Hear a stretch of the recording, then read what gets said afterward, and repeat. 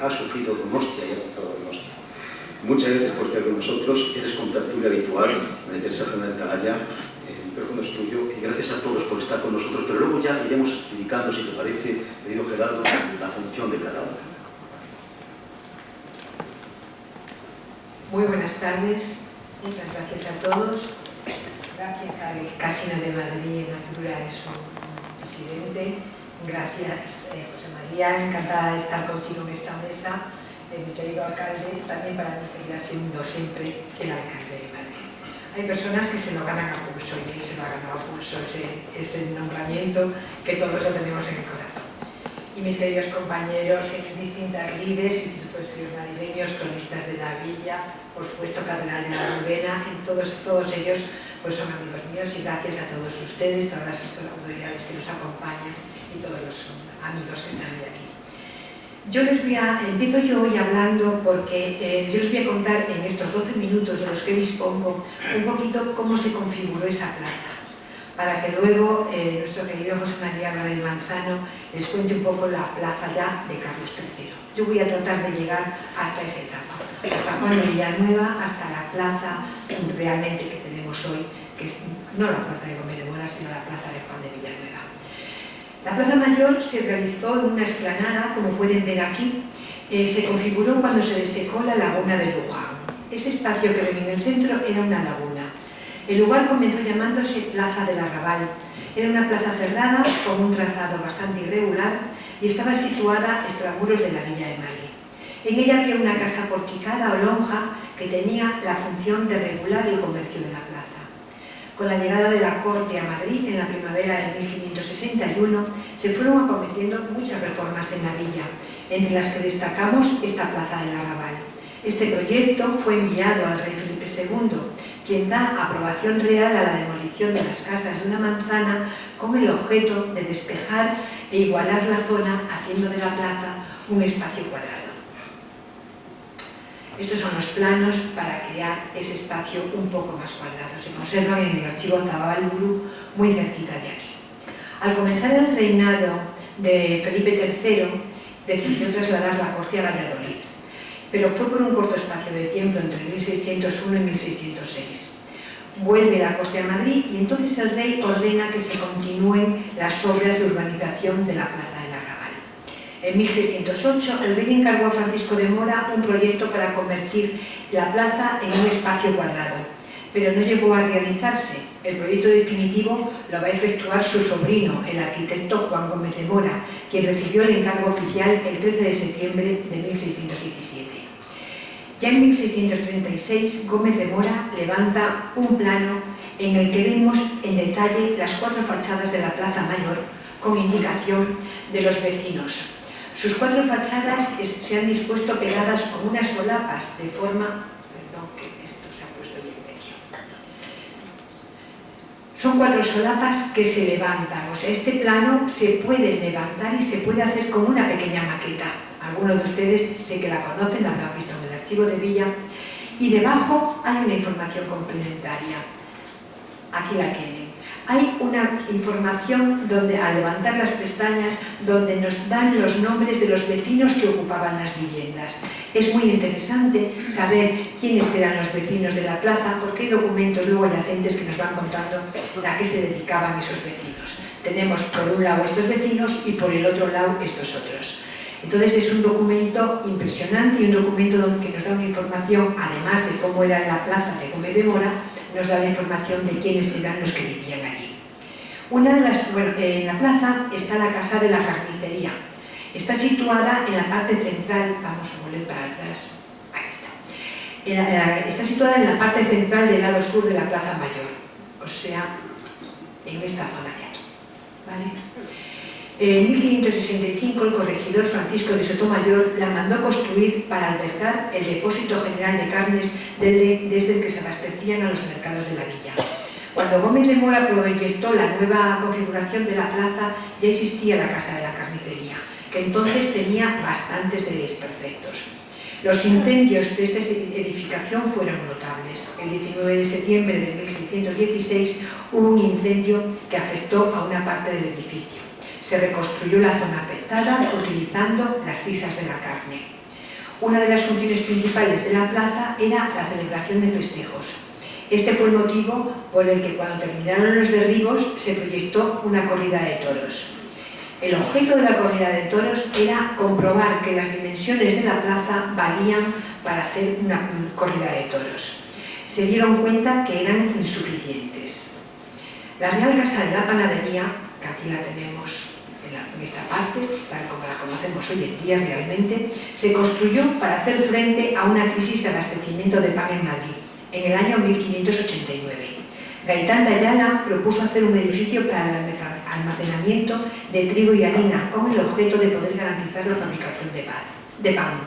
La Junta de Policía ordenó la construcción del edificio de la panadería a mediados de 1592, tras el derribo de algunas casas. Se edificó sobre sólidas bóvedas y el rey aconsejó a Diego Sillero que en la parte frontal del edificio se hiciesen unos soportales de piedra. El 7 de septiembre de 1598, Sillero encargó 22 balcones de hierro forjado y remató las 2 torres con pizarra. La Casa de la Panadería está construida con planta baja, primera, segunda, tercera y una cuarta abuhardillada, con 2 torres a los lados, mientras que las viviendas adyacentes fueron construidas con 6 plantas, incluida la planta baja. La parte baja del edificio se dedicó a panadería y en la primera se construyó el Salón Real, desde el que los reyes presenciaban los diferentes acontecimientos que se desarrollaban en la plaza. Cuando Gómez de Mora se hizo cargo de las obras, ya estaba construida la Casa de la Panadería. La estructura de estos edificios era de madera, con fachadas de ladrillo rojo visto. Las cubiertas de los tejados eran de plomo, siendo después sustituidos tras el incendio, porque vieron que una vez que el plomo, cuando hay un incendio, es terrible, corrían ríos de plomo por la Plaza Mayor. El 4 de septiembre de 1620, Gómez de Mora dio una serie de disposiciones para la plaza. Entre ellas he destacado una que, por ejemplo, decía que se pusieran barandas en los terrados y que se pongan bolas, y bolas remates se llama, que es conforme a la traza que les está dada. También dice que algunos vecinos han hecho diferentes divisiones de hierro en los terrados, unas altas y otras bajas, como ya se ve en el lado de la carnicería. Que los portales de la carnicería cumplan con la obligación que tienen de poner ventanas que caen a la dicha carnicería. Después dice también que se ordena que las mesas deben de ser, de los oficios deben de ser con unas determinadas normas, que no se deben de pasar de las medidas que tienen asignadas, y también que no se pongan tiestos, ni tinajas, ni alfanes en los balcones, porque causan gran fealdad y desautoridad del presente. Que se manden también las celosías que se hagan de una altura y una forma como está acordado con el beneplácito de su majestad. Debido a los incendios, poco queda de la actuación de Gómez de Mora en la plaza. Perdón, que vuelve a salir esto. Aquí tenemos la plaza con el detalle de la topografía de la Villa de Madrid de Pedro de Teisería, y como pueden ver ya las dimensiones de la plaza en 1656 han tomado un tamaño considerable. Esto es el incendio acaecido en 1631. Es una relación del incendio que se encuentra en la Biblioteca Histórica Municipal. Este incendio destruyó el costado sur de la plaza y la fachada de la casa quedó totalmente inhabilitada. Comenzó en los sótanos de la Casa de la Carnicería y destruyó las casas comprendidas entre la calle del Arco Imperial y la calle Toledo. La restauración no supuso considerables reformas, ya que fue el propio Gómez de Mora quien llevó a cabo los trabajos, ajustándose a su proyecto inicial. El 20 de agosto de 1672, un segundo incendio asoló la plaza. Esta vez se quemó la Real Casa de la Panadería y tuvo que ser reconstruida. El maestro encargado de las obras fue Tomás Román. Para mí es un arquitecto, un maestro de obras muy conocido, porque en mi tesis tuve que estudiarlo porque hizo varios palacios. En esta reconstrucción se incluyó una mejora de la escalera de acceso a los balcones reales, que se convirtieron en una tribuna en las celebraciones, y esta reconstrucción se hizo importante hincapié en el uso por parte de la realeza borbónica del espacio que teníamos allí. En el eje central del edificio, encima del balcón, es el momento en que se coloca el gran escudo que tenemos hoy en día. Era la época del rey Carlos II. La principal transformación está en la planta baja. Se hicieron arcos en todo el pórtico, guarniciones en las ventanas que se enriquecieron con marcos Se hicieron también guardapolvos con hojarasca, guirnaldas y pinturas en los paramentos, y es el momento en que se dibujan las cariátides. Perdón que esta imagen que les estaba poniendo aquí no es la de este incendio, sino la del siguiente que voy a hablar ahora. La noche del 16 de agosto de 1690 se produce el tercer incendio. Es considerado el más destructivo de los tres, ya que quedó destruido un tercio del perímetro de la plaza. Al no existir entonces cuerpo de bomberos en Madrid, se hizo cargo de atajar el incendio el ejército, a las órdenes del arquitecto mayor de Palacio, Francisco Sabatini. Se conservan en el archivo de Palacio todas las notas manuscritas, en su día las catalogué yo todas, para informar a Carlos III cómo iba el progreso del incendio.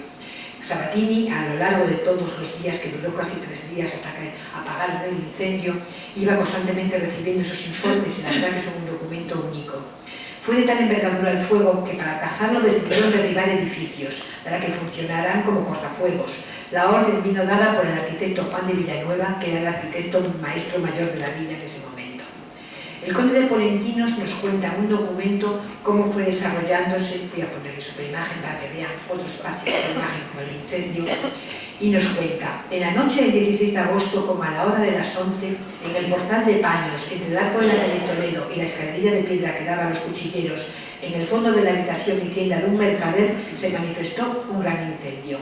Al principio se percibió una extensa humareda que lo indicaba, y acudiendo gente al aviso, abiertas con trabajo las grandes puertas de la referida tienda, en un instante, tomando ventilación, salieron multitud de llamas con gran velocidad que alcanzaban los cajones de la plaza, que estaban enfrente de los portales, y al mismo tiempo tirando hacia arriba por los pavimentos y techos de la misma casa. En breve ardió de alto a bajo. Fue con igualdad, pero con rapidez, comunicándose por las habitaciones de los costados y centro, y deteniéndose algo sobre las de encima del arco de la calle Toledo, por encontrar fábrica de ladrillo. Es verdad que había fábrica de madera, y cuando llegó a la fábrica de ladrillo actuó como cortafuego. Pero siguiendo el otro lienzo de la escalerilla de piedra, el portal de Paños hacia de Guadalajara actuó con más rapidez. Abrasó hasta la esquina, quedando el espacio corrido hasta allí arruinado. Al mismo tiempo, como dominaban los edificios incendiados a la cava de San Miguel, las llamas altas, esparcidas, y las ruinas incendiadas del portal de Paños pegaron fuego a las casas inmediatas, comunicándose en breve a la iglesia del Santo, cuyo techo y media naranja ardió con velocidad, arruinándose esta.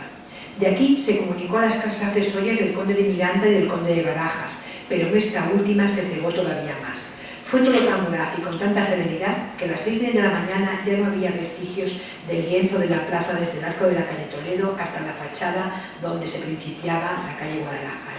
En este lienzo o portal ardió los días 17 y 18 casi la mitad, siendo la otra mitad despojo de los picos de la mayor parte para anticipar a la corte. La verdad que debió de ser un incendio pavoroso. La reconstrucción de la plaza va a ser llevada a cabo por Juan de Villanueva. Aquí tenemos las ruinas, cómo quedó la casa, es un grabado de la época muy interesante, porque realmente es que fue pavoroso cómo quedó. Tenemos aquí las noticias que les estaba diciendo antes, donde nos van describiendo todo el incendio. Francisco Sabatini reúne todos los documentos de la época, y tenemos este documento que es maravilloso, que se encuentra en la biblioteca del Palacio Real, también una copia. Y este es el documento del archivo de Villa, donde nos dice en qué términos se ha de edificar el sitio que fue llamado Portal de Paños, cómo se debe hacer toda la rehabilitación del nuevo edificio. La reconstrucción fue llevada a cabo, como he dicho, por el maestro mayor de la villa, quien inició las obras pero que nunca llegó a verlas terminadas. En esta reforma, Villanueva utilizó materiales nuevos, utilizó la piedra y el ladrillo, manteniendo el diseño inicial de Gómez de Mora, pero eliminando un piso para igualar la altura de la plaza con la Real Casa de la Panadería. Proyectó el cerramiento completo de la plaza, incluyendo arcos en las calles abiertas que desembocaban en la plaza. En sus dos proyectos de la Plaza Mayor vemos que Villanueva dudó entre los pórticos de arcos de medio punto y los adintelados, acabando por adoptar estos últimos. En lo que se refiere a las fachadas, ya hemos dicho que ha bajado un piso a toda la plaza, suprimiendo el ático como andén de balaustradas corridas. Muy importante es no solamente el poner mutilos en las primeras plantas, sino que éstas estén corridas a todo lo largo de la plaza. Lo que quería era crear una uniformidad en la plaza. Gómez de Mora había hecho corrido los balcones de la primera y la de la última planta, dejando los intermedios con balcones individuales. Otro cambio importante fue el del alero del edificio, en el que se suprimieron los caños y las vigas de madera para colocarlos de piedra.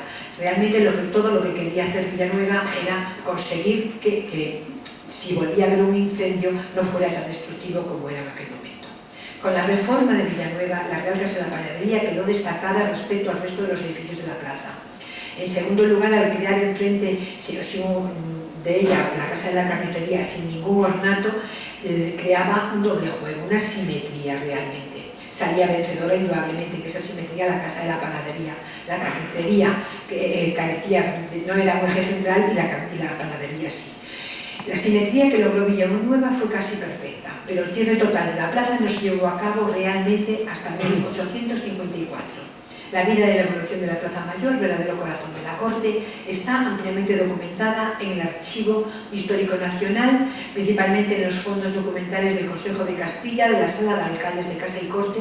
Por otro lado está en el Archivo de Villa y en el Archivo de Palacio. Todos ellos recogen documentación relativa a la construcción y todos ellos son fundamentales para que podamos estudiarlo. Y realmente lo más destacado es la actuación tanto de Juan de Villanueva como Francisco Sabatini.